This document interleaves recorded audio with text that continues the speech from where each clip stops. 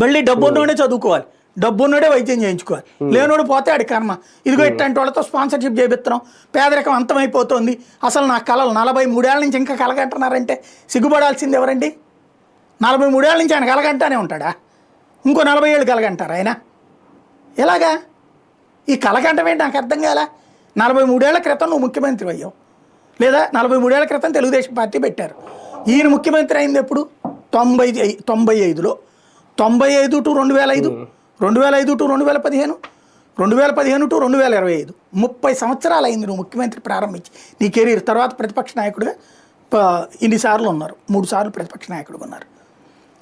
ఎందుకు సాధ్యం కాలేదు ఇంతవరకు పేదరికం అంతం? 30 ఏళ్లలో సాధ్యం కానీ ఇప్పటి నుంచి బిగిన్ అయిపోయి సాధ్యమైపోతుందా? ఎలాగా? ఇవాళ పేదవాడికి 4 రూపాయలు వస్తుంది కదా, అప్పటి నుంచి ఆ ప్రణాళిక వేసుకుంటా వస్తే అప్పటి నుంచి ఆలోచిస్తా ఉంటే అంటే 30 ఏళ్ల తర్వాత ఏంది ఒకరిని స్పాన్సర్షిప్ పట్టు రావడమా? అదే ఆలోచన ప్రభుత్వమా చేయాల్సింది విధానం అంటే, లేకపోతే ఇలాంటి స్పాన్సర్స్ని పట్టుకు రావడమా? నేను అనే పాయింట్, ఏ సంఘం తక్కువ చేస్తోంది?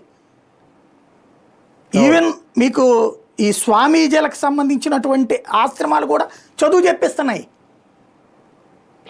ఎవరు తక్కువ ఉన్నారు? తిరుమల తిరుపతి దేవస్థానం ఖర్చు పెట్టుకోవట్లేదా? అక్కడ ఉచిత విద్యగా, భోజనాలు కూడా ఫ్రీగానే పెడుతున్నారు కదా.